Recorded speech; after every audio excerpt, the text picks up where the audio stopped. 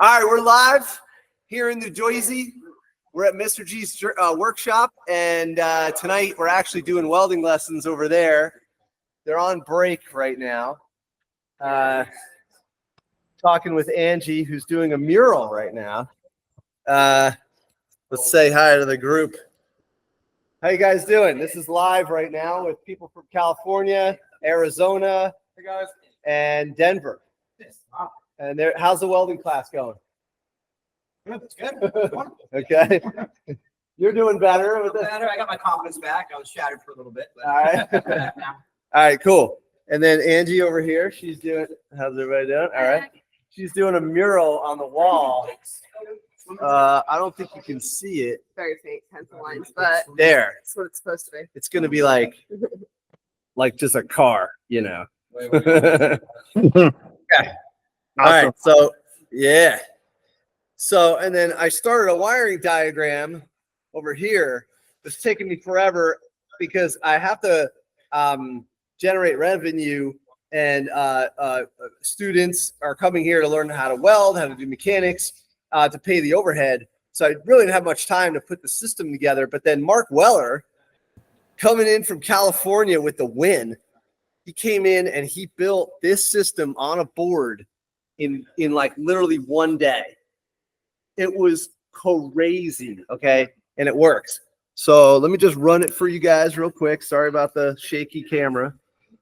Well, I mean, that's technically his day job, isn't it? He makes the carts for EV West. Yeah, essentially he makes an EV West cart for education. And what they do with that is you buy that, and if you buy it, you basically get a Mark Weller with EV West engineering cart, and then you can use it on a car if you wanted to, but you can use it for education. And so essentially that's what this is, although this is going to be not just a cart, but actually that motor, the Hyper 9, that's actually going to go into this K truck right here. So let's run it for you guys. Let's put it here for just a sec. All right. Okay. High voltage on. Low voltage breaker. And key switch, and then the contactor. There it is. And then pull the throttle. And I'll do a closer for that too. It's funny. Yeah. It made it through the vocal filter. It didn't make a noise? No, most of it was, we didn't hear the contactors, but I did hear the motor, the high pitch part of the motor. Yeah. So here we go. That's it. Now I don't have any regen on right now, but that's just this. I just need to hook up a switch to give it a profile. And I could go through the system real quick. So you have a contactor, you have a high voltage disconnect. You can come see this if you want. Yeah. Some of the welding students want to check it out. So basically, yeah, come on, check it out. So basically you have Tesla batteries. These are, there's 5 modules. Each one is a 6 series. So there's 6 times 5, that's 30 in series, but there are actually 74 in parallel. So there's 444 little batteries right here times 5. Okay. And then these are high voltage cables. They all go to this high voltage switch, which then goes to a contactor. Okay. The contactor is controlled by the speed controller. And what happens is when you turn this on, it charges up the capacitors and then closes the contactor. And then I can take the throttle and I can run the motor. Now it's just sitting here like this, but then it's going to be all hooked up to the dash, and that's what's going to happen. Now, there is another cool thing I want to show you, but I'll just, yeah, there you go. I don't have I don't have the proper cables in there yet. Carter, what for my high volt for my AC motor? I need some cables from you, man. I got to send you some money. That'll be good. Yeah, if you're getting noise on your CAN bus, or you want to keep noise out of it, or show how noise gets in and out of phase cables, it's a good option. Nice. Okay, so I want to show you guys one more demonstration here. And this was a Mark Weller invention as well. I saw he did a great Instagram post. It was really awesome. Just doing 6 in series. Okay, but just one parallel. Can you guys see that? Are those purple things? Those are 18650s. That's right. These are 18650s, and this is a Thunderstruck battery management, D-lithium battery management. And what I can do is I can actually tap into the system right now, and I'll show you through putty, which to me sounds ridiculous. It sounds like silly putty, but it is actually a terminal. Can some computer people out there explain to me why they call it putty? That would be great. Anybody know? It's an acronym, I think. Okay. Acronyms are good. So I'll share my screen. We don't know what it stands for. We just know it's an acronym. Yeah. Yeah, I'll share my screen. Okay, hold on. Window. I've always wondered if you can use any terminal program or if that's just a specific one. That's a There's great a lot question. of different flavors, different Unix and Linux flavor terminal programs. Ooh, I like that. Yeah. Infinity. Okay. Yeah, totally. That's funny. All right. So you can see my screen. So now if I go to the first thing you have to do is get the device manager. And this is good stuff because I was like, I don't understand what's going on. So I had to make sure that actually it was funny. See, it says COM5. I had some welding students here and they knew how to do this. Even Mark Weller we needed some IT because we had the wrong cable driver. And so we were like, what is going on here? So we needed some IT. So what you do is you go to serial, putty, COM, not COM1, COM5, open it up, and you get this terminal that scares you. It says nothing. So you put in help, and then boom, now you're talking to the computer. These are all your options. You can configure it, you can show cells, but the most basic thing you could do is go SH space SELLS cells, show cells, and here are the cells. Okay. So you can also do configure. You can look at all this stuff. Now, if you've done IT stuff, this is boring and you already knew about this. But if you're a car guy coming into it and you're learning the computer stuff the hard way, this is brand new and it looks silly. Like it's not a Windows application. It's not a click. It's a typing in DOS type of thing. So terrifying, but it works. Yeah. So let me show you one more piece to the puzzle. I'm going to cycle a little drill motor that I have on here. And you're going to see it's going to hit low voltage.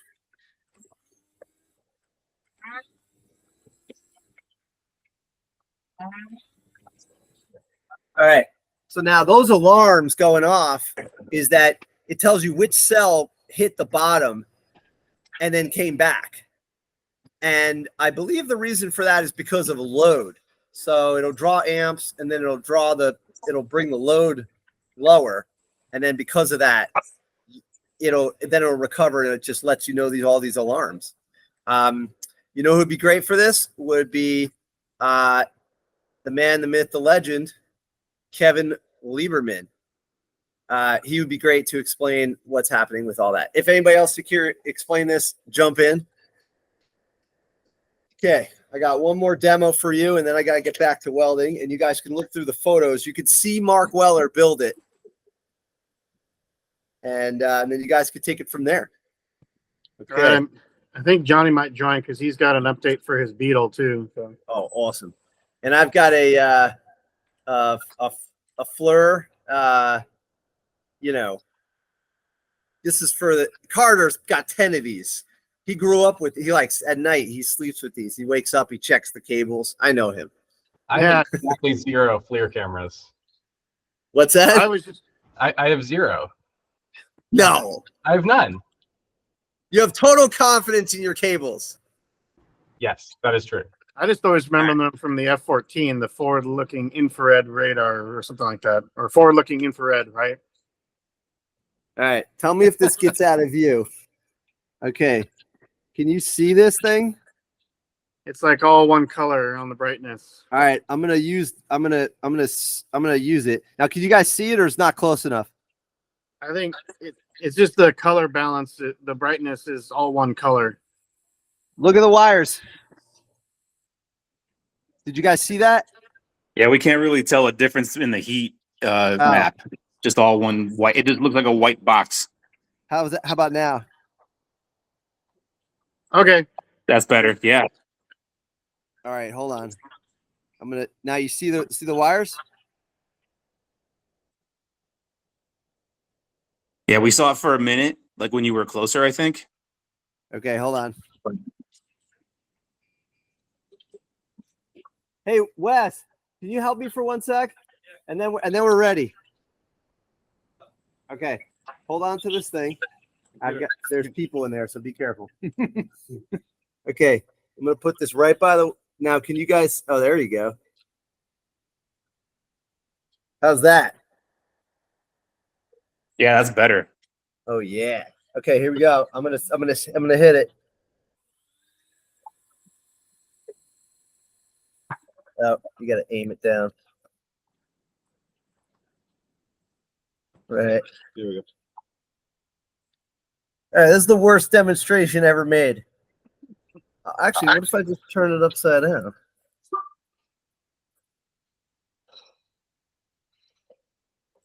Whose idea was this? This is crazy. Yeah, this ain't working. I'll hold it. I'll hold it. In front of them? All right, ready? Oh, that's a good view. There you go. Can you guys see that? Not Yeah. really. Sort of. I mean, All it's good enough. right. Well, they light up like they light up a lot. Anyway, Wait, I all thought we right, were trying ready, to. Wes. I thought we were trying to find Predator right there. Yeah, I know, right, dude? Predator, bro. That was the ultimate, like, twing. Checked it out. Okay, that's all I got for you tonight. I'm sorry I was so busy. I really appreciate everybody being here. I really do. I just had to schedule in welding classes. Hope everybody's doing well. And I see Tom Summers is at the EVLC with the pack. It looks like the pack is ready. Hey, everybody. Hey, Yeah. Tom. A 10-second update here at the LC. Okay, Tom, the only thing is I got to go, but give the Yeah. update to Talik. And Oh, Talik yeah. has my album with Mark Weller. There's some good footage in there, and I'm going to go. Okay, well, Ron, real quick, how long until Oh. that motor and batteries is in your truck? How long? All right, that should be hopefully September. I'm hoping for September, end of September. I will say if anybody wants to come in here, I'm having an open house on the 9th, Friday coming up, and you'll get to see the robotic arm next door. It's an industrial space, so there's all kinds of cool stuff going on, and there's amazing Korean chicken across the street. It's really good. Yeah. And then I also have a class, just an intro class on the 11th of August, but I will have more stuff in September. This is really just the beginning. And shout out to Mark Weller and the EVLC team who supported me and helped me build up a demonstration here. And everybody out there, you know, we got Jonathan Knight on the call. We got Carter, Marcus, and we got Chris, Rocky Hernandez, and of course, Tom Summers, the excitable, but also the infamous The Rock, Talik, the Rock. I'm gonna call him the Rock because he's always there. It's awesome. No, you don't. He's You always don't call there. me He's that. always busy. No, I'm not the Rock. We got Rocky. So, Oh, that's true. Yeah, all right. That was. but also, that didn't make any sense. when are you going to be here in California? I'm Yeah, hoping to yeah. get there for the 16th. I would like All to right. be there for the 16th. I'm gonna get a ticket and get over there. Woof. Fly All right. out there. Okay, I got to run and Cool. teach some welding. I'll see you guys later. All right. All right. So I'll just leave it running. There you go. You can see the view of the lithium cells. All right. Bye. Okay, so I'm going to try to share this album. It just gave me an error. There we go. Can we all see that? See it? Alrighty. Yep. So, Carter, are any of these your cables, or did they make them homemade? They're not mine.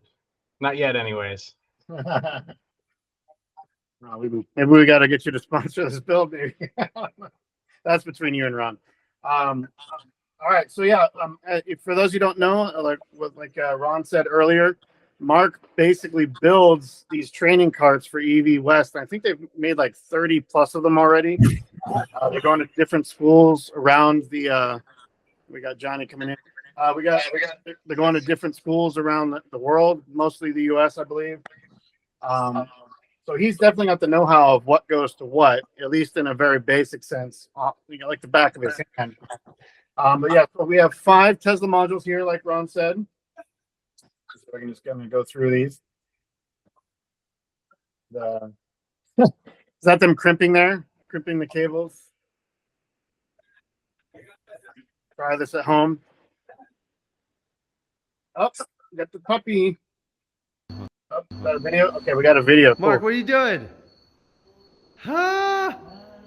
Oh my God. 12 hours later. Here we are, still here. Oh my God. So much happened here. We taught a class on welding. We made some cables. Thank you, Angie. And Mark Weller, the hero, came in and assembled all this in his sleep. He's sleepwalking, essentially. Cool. Sleep assembly. And he's got a halo effect behind him. All right, stay tuned for us spinning the motor tonight in one day. Cool. So we got Johnny in the house. We can go through more of this in a bit, but Johnny hopped on here because he's got some updates for his Beetle.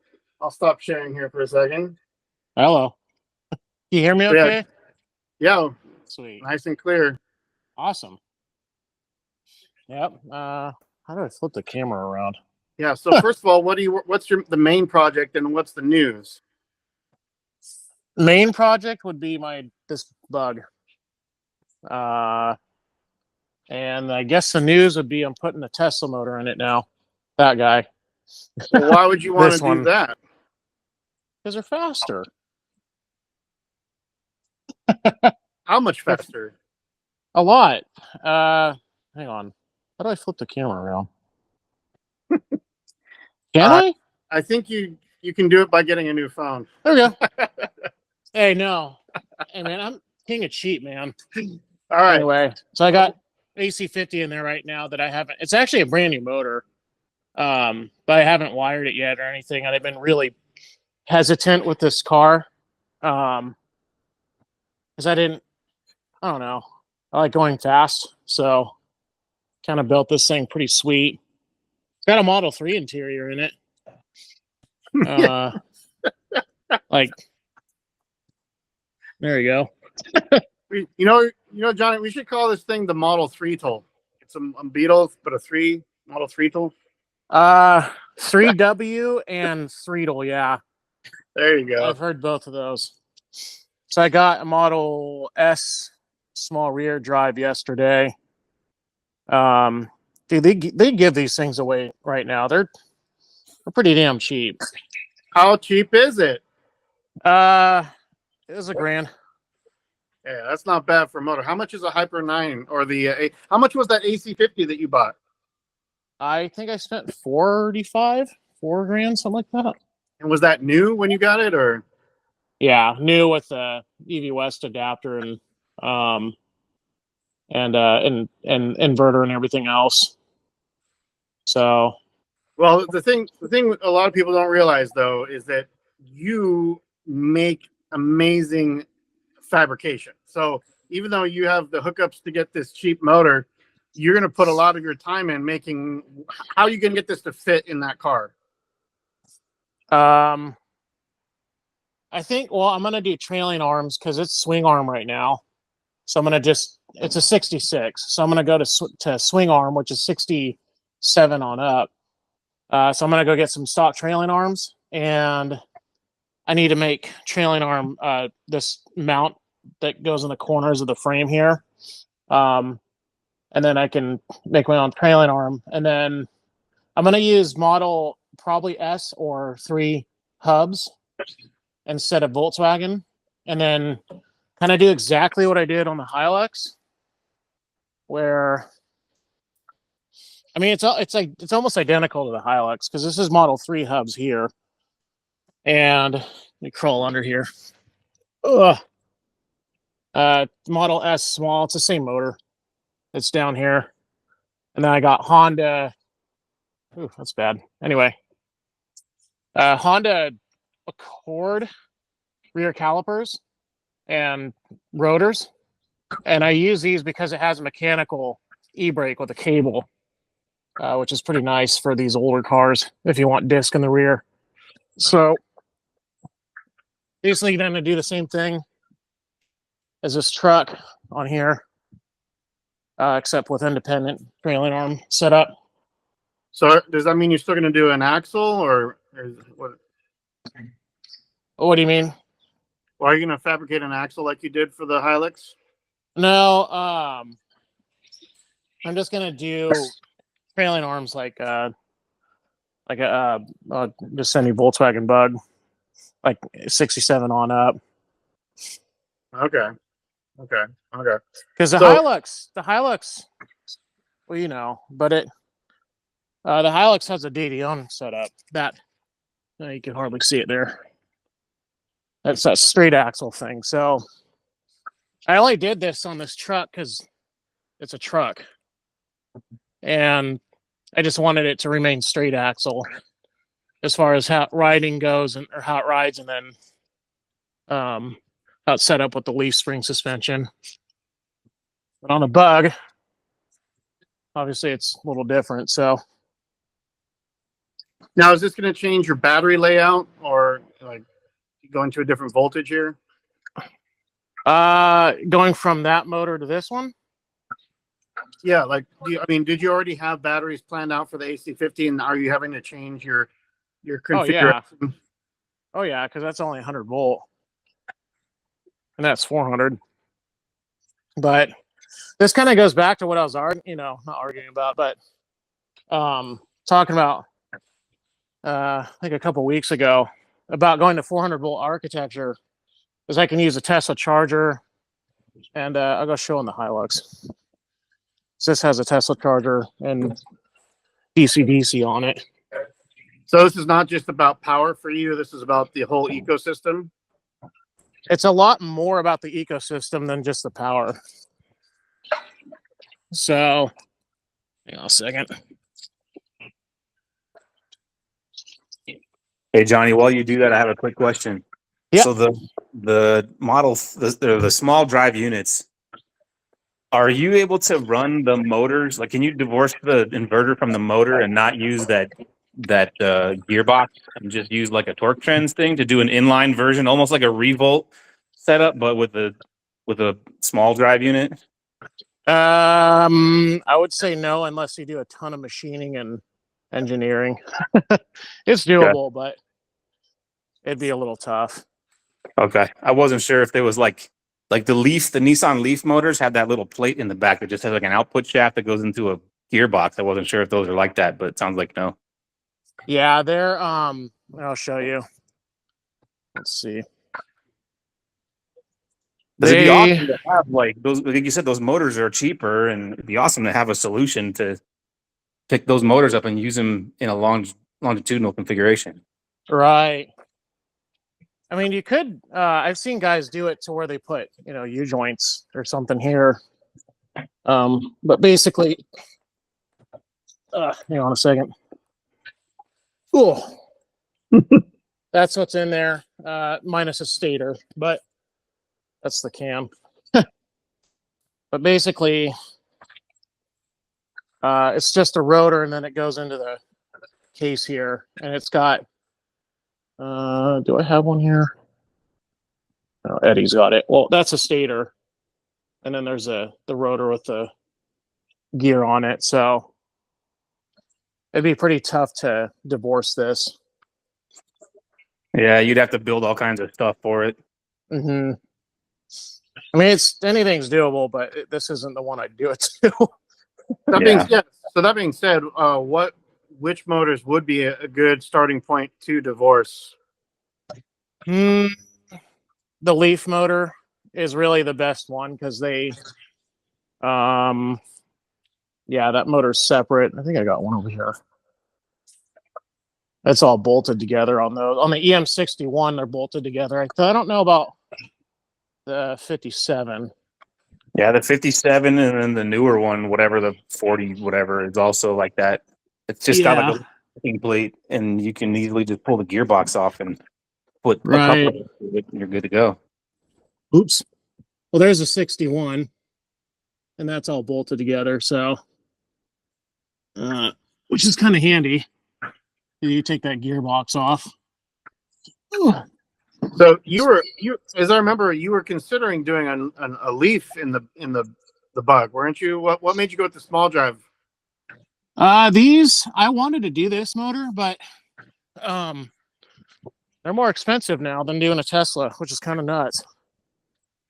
Is that just because of supply and demand, or just supply? Actually, I mean, yeah, I guess demand too, because a lot of people are probably looking for a Leaf. And these things, I mean, there's so many of them now.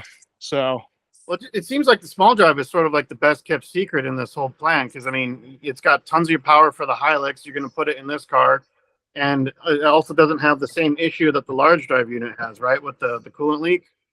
Yeah, I mean, I keep going for this motor for a couple reasons, because one, like you mentioned, these things leak and, you know, dump a bunch of coolant into the stator and into the inverter and kill it.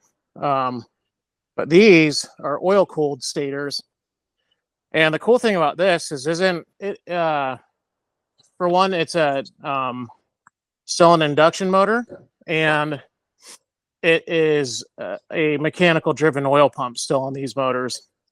Whereas the Model 3 kind of have like half of one. You know, they have the oil pump where this thing lived. Oil pump and filter on them, so they're a little bit more complex to deal with as far as electronics goes.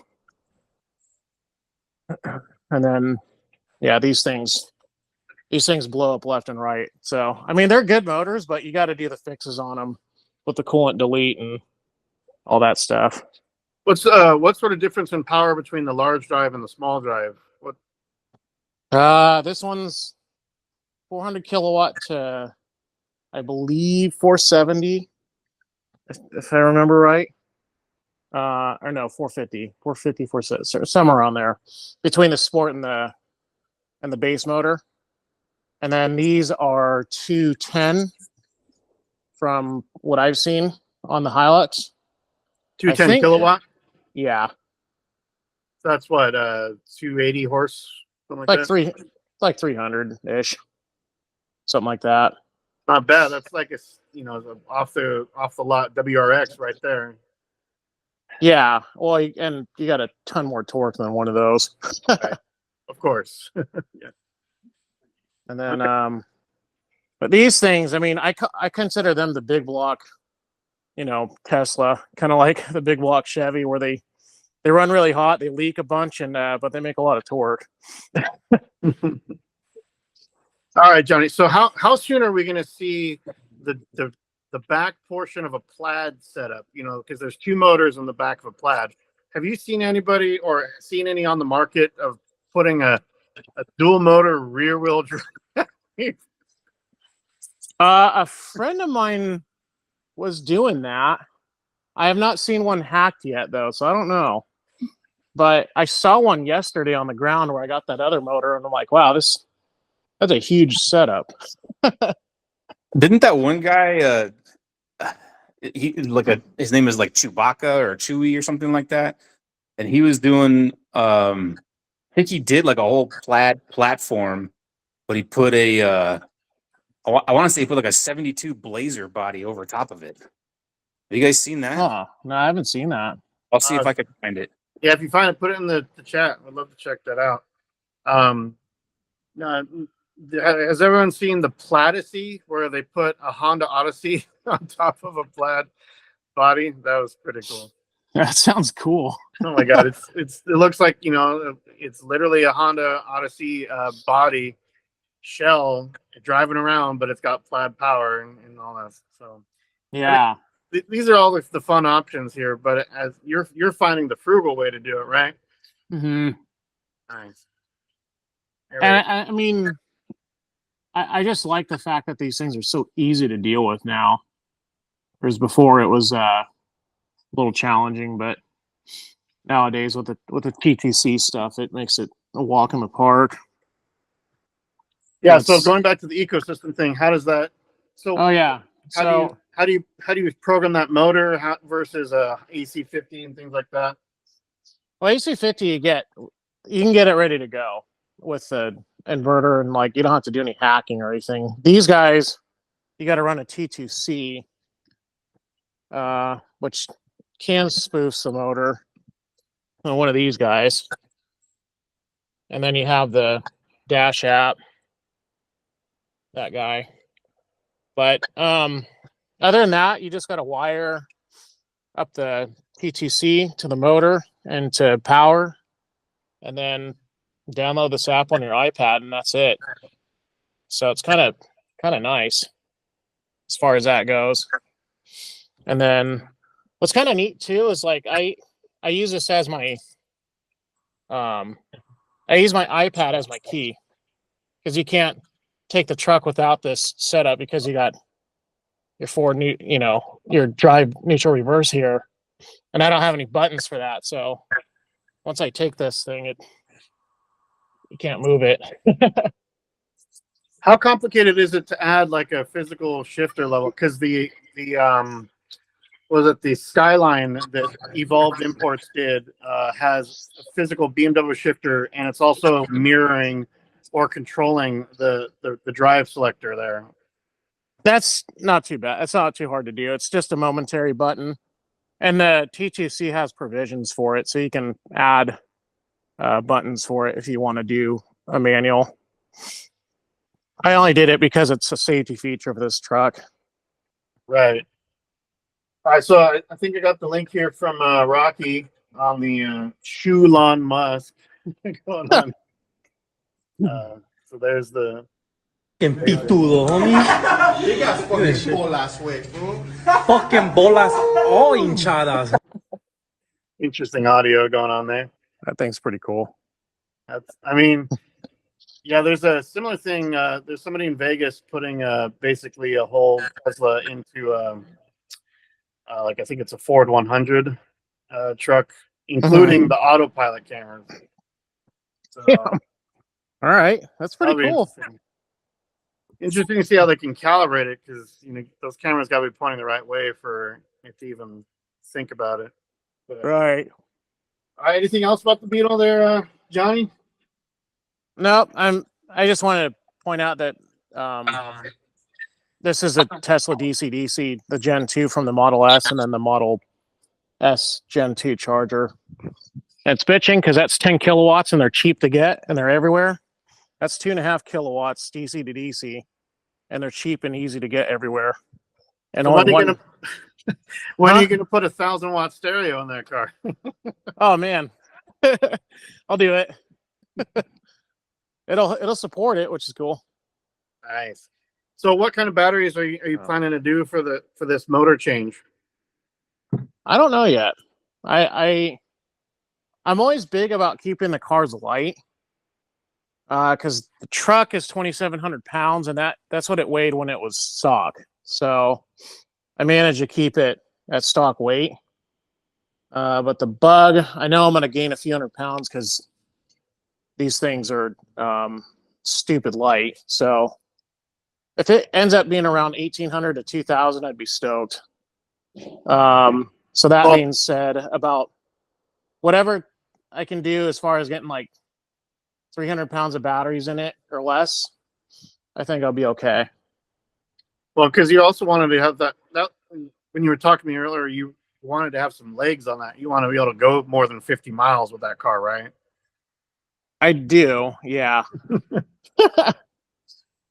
So, I mean, I have a bunch of open 2170 cells that I was thinking about stitching together and make a 20 kilowatt hour pack that weighs 200 pounds, and then add some other group of cells in parallel, because the 18650s are great for capacity, but they will not give the current that I need for that thing. So I got to figure out how to supplement that with some. I mean, I could probably throw some hybrid cells in there, like 5 kilowatt hours worth of that, and parallel it in. What about those? What about those LFP prismatics? From the blue ones, or those things? Those will work. Those would work. It's just cost too. I'm trying to keep it kind of cheap. Well, I mean, you've already saved what, 3,000 or 4,000 on the motor. You know, that can shift some cost to your battery, right? Yeah, it could. I'm definitely gonna have to spend a little bit to get it going. So, well, we definitely got to get this thing to EV Fest on September 8th, right? how many months is that? A month. You got a month. Oh, jeez. Okay. How much would you say you have in this build is for this particular setup with this conversion? So far the car was $1,500. The seats I got from my old work, and then oh gosh, this thing's had, like, it's got new pans. It's a full frame off restoration. I'll probably be like 12 to 15 into this thing with the motor and setup and everything. That's pretty good. Yeah. How much do you think for just the EV components?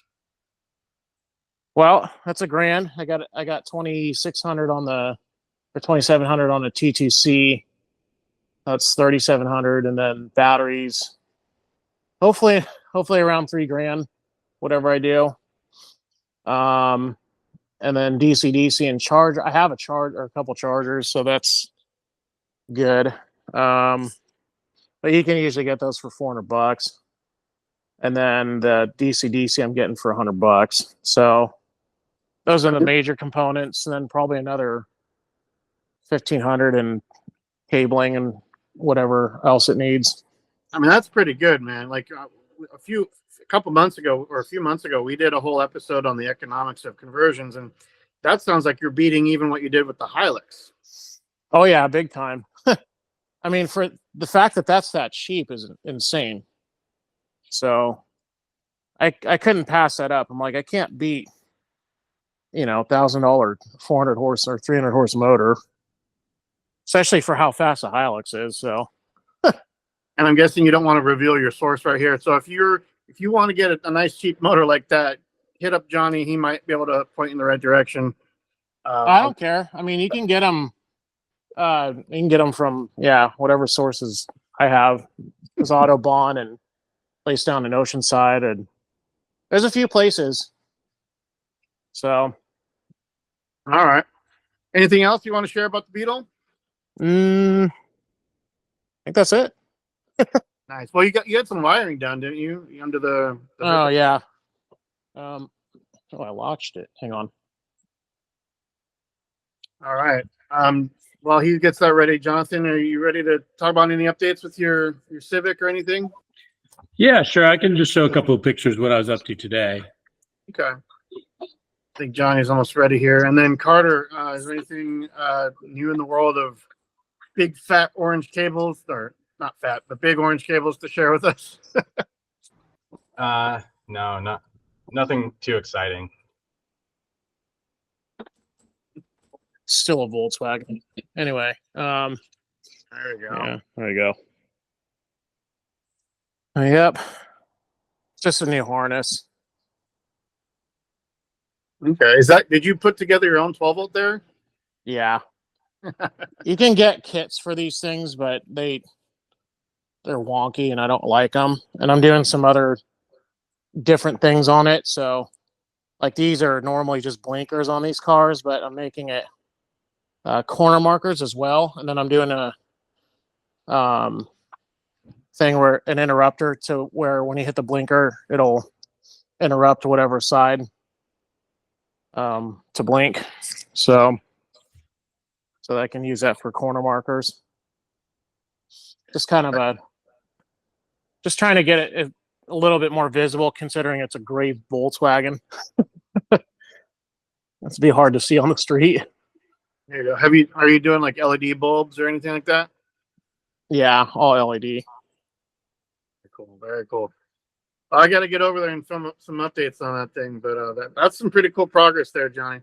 Yeah, Um, pretty sweet. yeah, especially you highlight not just about the power, but like given all your experience with all the components, that it sounds like the ecosystem's a little bit more cohesive going with your T2C with the Tesla motor versus trying to do all the other stuff with the terminal and everything. Yeah, nowadays, I mean, you cannot buy a 10 kilowatt charger for $400 outside of a used Tesla charger. That's kind of the thing, like why I go this route or wanted to go this route.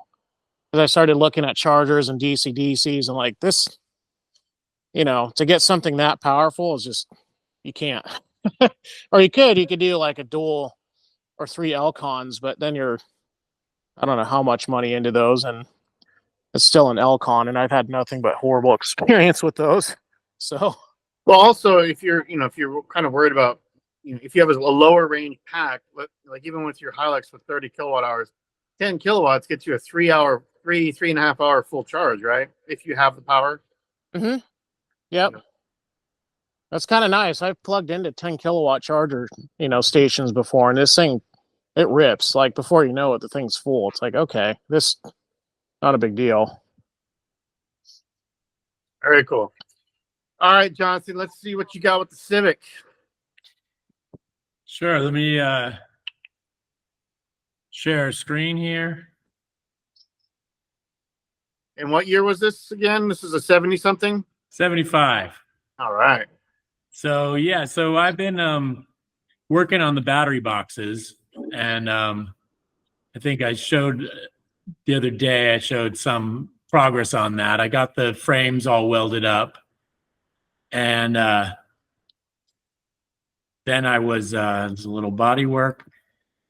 And then once they're welded up, I got my battery modules placed in there just to make sure everything fit. There was enough room around them to do the wiring. And once that's confirmed, I actually got some plates, some aluminum plates to put in the bottom panel.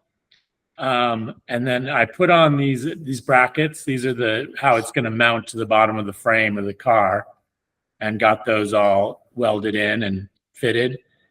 And then I discovered, unfortunately, I don't have a picture of it, but I discovered that I can't get the plate into the frame. Because I didn't leave enough room between here to slide it in, and it needs to sit on the inner rails here.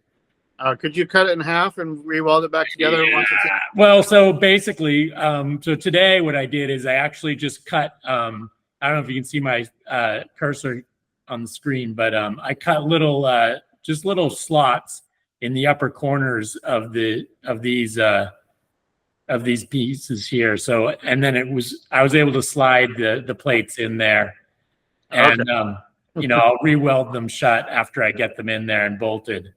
But before I can permanently put them in there, I got them all cleaned up and started painting today. So I'll get these all painted with nice chassis paint, and then drill the holes and bolt in the bottom plate, make sure it's fitted, and then I'll go back and weld up the little slots I cut in it. So it's a little convoluted process, but it's getting there. Well, remind us what kind of batteries those are. Those look like hybrid batteries. Were those from a Ram or? No, those are Sorry. the LG supercells. EV West was selling them. I don't think they have them anymore. I actually think they came out of another application, not an auto application. They're not used. They were new when I got them, but I think that's what they were manufactured for. But yeah, I've got 12 of those, so it makes a pack that's about 20 kilowatt hours. That's pretty good. And so where are those boxes going to fit in the Civic? Because the 70 Civics weren't exactly very big, were they? No. So I've got one of them fits right underneath where the gas tank was, which is right under the rear seat. And then the other one my car is a wagon, and the other one fits right underneath the rear trunk, kind of where there used to be a spare tire. So I'm sacrificing that. But they fit real nicely right in between the rails. They bolt in there. I drilled it out last week and bolted them in. So they sit really nice and sturdy in there. So yeah, progress. So now I'm gonna get those plates drilled in and bolted in so I can start to actually start to wire these up and get them all assembled. Awesome. And this is powering what motor? It is a UQM motor.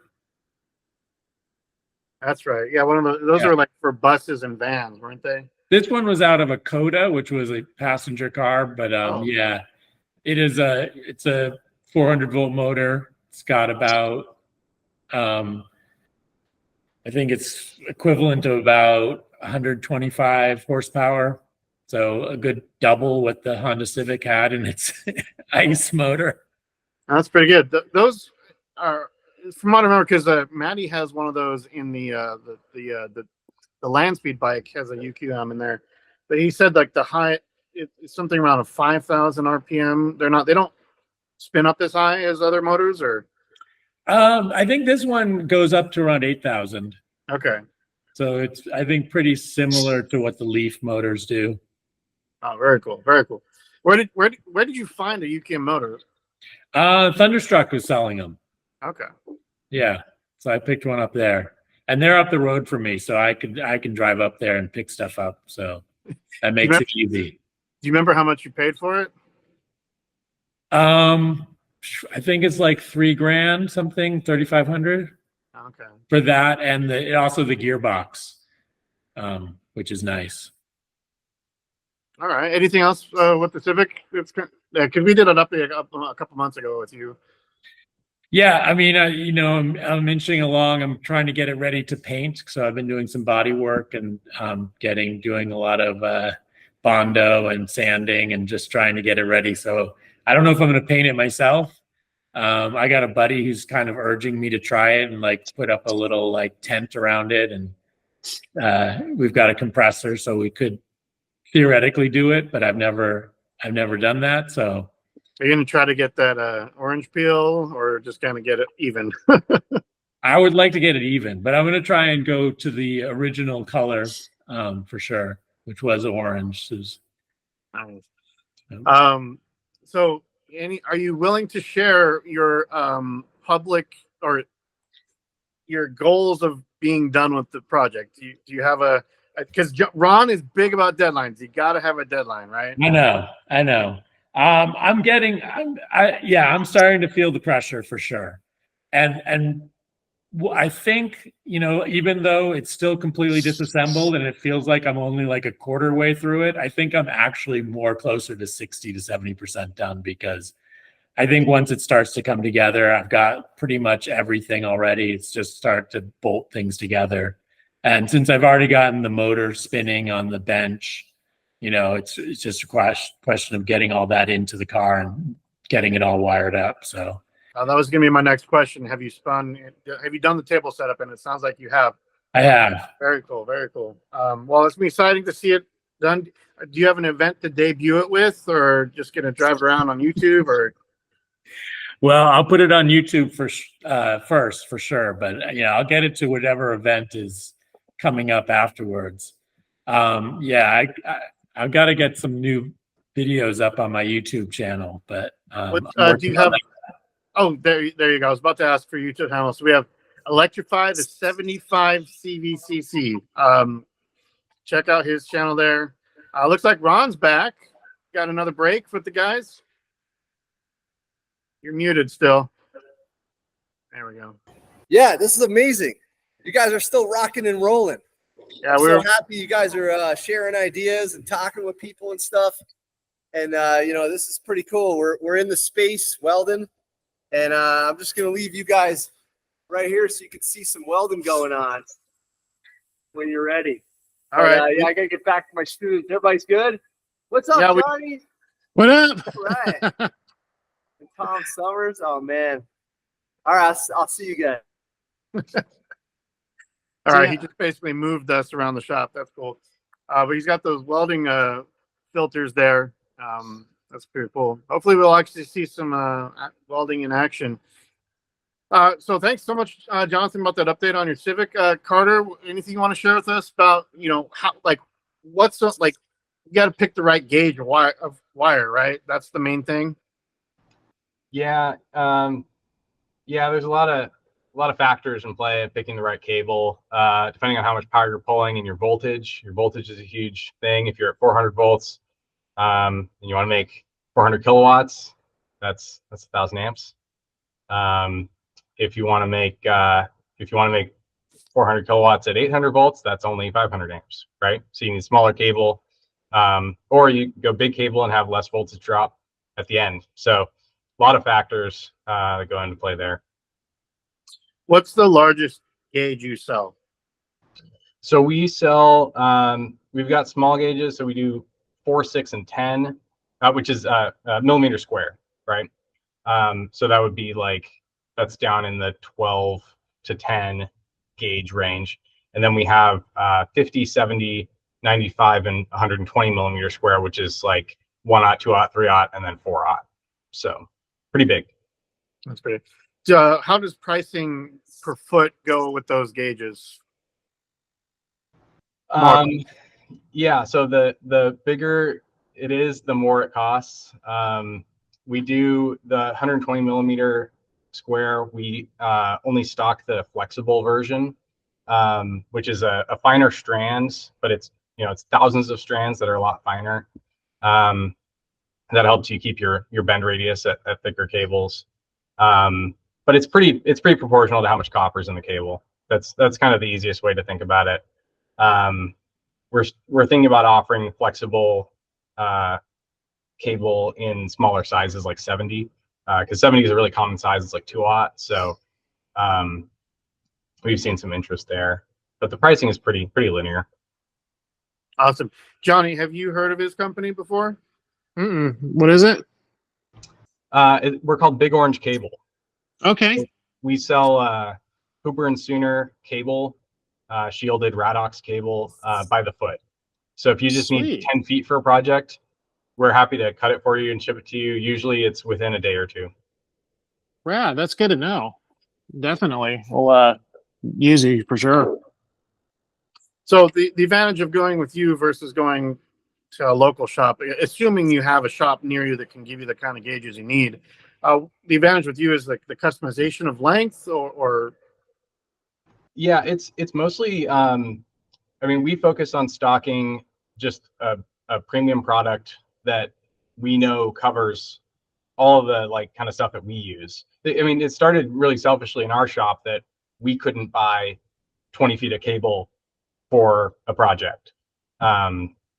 So what we ended up doing is we just started buying spools of cable and then selling it to people as they needed it. So our cable we're only selling shielded cable right now, which is when you're up in the 400 to 800 volt range, you really want to be shielded, for both for noise and for safety. And then the outer jacket is it's an irradiated crosslink. So it's abrasion resistant. It's really impervious to a lot fluids and chemicals, which is not so much of a big deal in EVs versus ICE, but yeah, it's not like you'll see a lot of battery cables out there that are not shielded, that are made out of like a silicone or like a neoprene. Like welding cable is like a a softer jacket, so it's much easier to chew through or get sliced on the edge of a piece of metal or something. Very cool, very cool. And where are you based out of again? We're in Portland, Oregon. Oh wow. So we're and we have pickup from every major shipper at our shop. So we do if you send us an order before 3 o'clock, we usually get it out the same day. Nice. That's pretty cool. Yeah, I didn't mean to put you on the spot with this, but I just wanted to highlight, a very valuable business in this space, because everybody's always looking for, where do I find this, where do I find that? And so if we can help people find the right kind of cables they need to complete their project, it'll be great. Yeah, we try to help people if they're looking for a specific connector, or if they have a connector and they want to know if their cable fits. We can totally help with that. I don't want to sell you cable that you can't use. So if you have a connector that you have to use, a lot of inverters already use a certain connector that you can't change.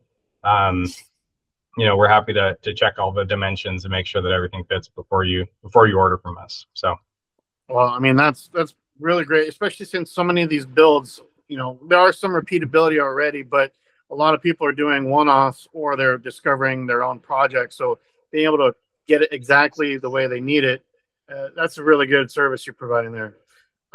Anything else about your shop that people want to know about, or you want people to know? I'm sure we'll go over it in a future date, but the shop that we're in is actually 4 or 5 other businesses. Like I have another business that does low voltage wiring. And we work with a lot of AEM stuff and a lot of Cascadia Motion stuff. So we do a lot of EV development projects just on our own, but we're all sort of separate entities in one shop. So maybe one of these days we'll do kind of a walkthrough and a little tour over here. That'd be pretty cool. Where I remember Cascadia is Pacific Northwest. Are they in your city, or are they? They're in Wilsonville. They're about 10, 15 miles south of us. Oh, that's not bad. But we are really tight with them. We've done a few projects with them for new motors and their BMS and stuff like that. So, were you involved in the Ford Super Cobra Jet project at all? No, we weren't, but we were working on another project at the same time with some very early AEM hardware. So yeah, we were kind of jealous that we weren't working on Cobra Jet, but we were. We've done some other cool projects. Yeah, that thing's insane. It's got 4 motors and 4 controllers, and the hood. The Mustang is just packed with components. It's crazy. I don't know how they do it. I don't know where they fit all the battery. Well, it takes up the passenger seat. There's only room for a driver in that vehicle. So yeah, we have a video on F the Pump YouTube channel. He got to check out the Super Cobra Jet. You get a chance, go to F the Pump YouTube and check out that video.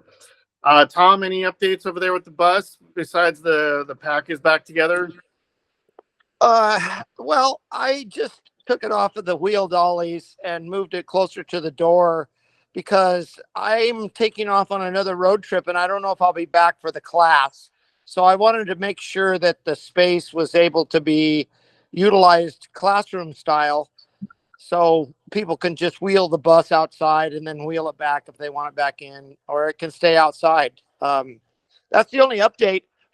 We're waiting for another BMS pigtail that we should have gotten today, but we didn't because I didn't get up here. It's 40 miles for me to come to the shop, to the LC, so I can't do it every day, but the battery box is just one little part away from being able to be installed. A year after the bus was finished. Awesome. Yeah, but it got used, yeah. it did get used. It got out there. It got our name and our image out there. I don't feel like anything was a failure. I think, you just test it until it fails. And that's one more thing that you know. Oh, I wasn't criticizing. I'm just surprised it's been almost a year since that thing was finished. And, it has been around the region. A few times. I just can't believe it's been a year since that thing got rolling. It's a wee bit frustrating. And honestly, I acquired this thing in January of 2018 when it turned 25 years old. It was just able to be imported at that point. And so it's been 6.5 years, I guess. But we do have the registration is in the pipeline. And California has to be the hardest state. And yet we've got a guy, Ali, that has seemed to have cracked the code. We now have a paper license plate. We paid the fees and we're just waiting for the real license plate to come from Sacramento. So that's huge progress right there. All right. So where are you going this time, Tom? What road trip are you headed on now? I'm headed up to eastern Idaho, on the Wyoming state line to school up with a bunch of guys that are from my merchant marine life that you guys don't know anything about. Well, that's what your third road trip of the summer so far. Oh, I know, and the second one with the Model Y, and I'm hoping to do a lot of full self driving this time. Do you have 12.5 yet? No, I don't. I keep opening up the car every day, thinking update is going to happen, and I'm on the advanced update schedule, so I don't really know why, but maybe it's alphabetical order or some shit. I don't know. Well, as you may, if you've watched the previous episode, Tom was one of the ones that drove out to State of Charge out there in Denver. If you haven't watched that episode, go back and watch the recap and the pregame of State of Charge on Ron Grossinger's channel right here. I want to thank everybody for being. Unless anybody has any other updates they'd like to share, I think it's a good time to wrap it up. And we got Ron welding in the background there. That's so cool. Remember to go to rongrossinger.com if you're interested in learning how to weld, or if you want to jump in on his EV project with his K truck, or follow the EVLC here in San Diego, California. Go EVLC. Check them out. We got a class coming up. And I want to thank everybody for being here. Thanks for questions and the updates. And we'll see you next time on Mr.G's EV Hangout.